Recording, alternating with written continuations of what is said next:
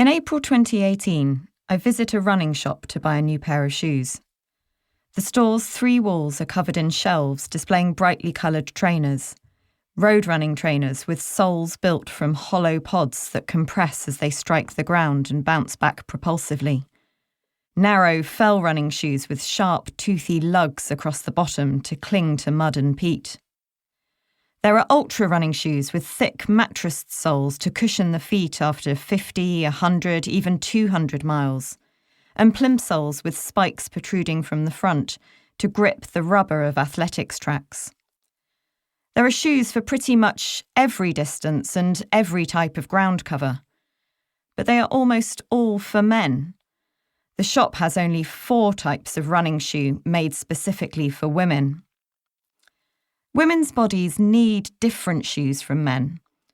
Because of our wider hips, women have a larger Q angle, the angle between a vertical line running through the kneecap and a diagonal line tracking from the kneecap to the hip.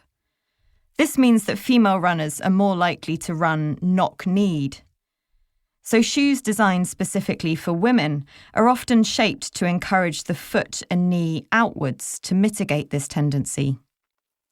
The proportions of women's feet are also different to men's, wider at the forefoot and narrower at the heel, meaning that when women wear men's running shoes, we often find them too tight at the front and too loose at the back. And women are, on average, lighter than men, so the cushioning on men's running shoes may not properly compress and spring back under a female runner's weight. I ask the shop assistant why they stock so few shoes for women. "It's the numbers," he replies, flicking a wing of hair off his forehead. "Men have been running since ancient Greece, but women only started around 1975.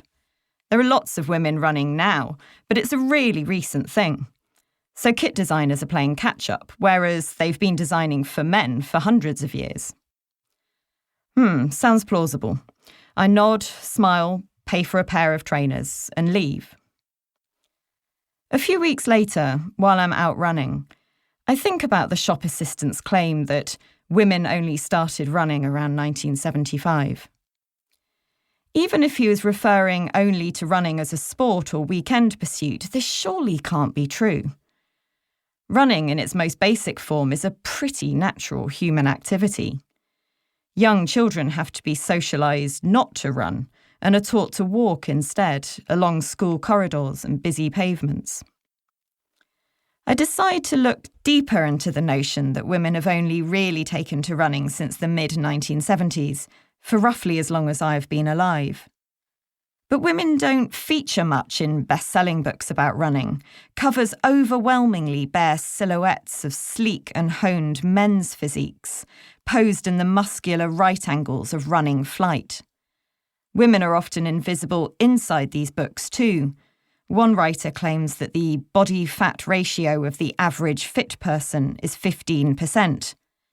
But he means the average male fit person.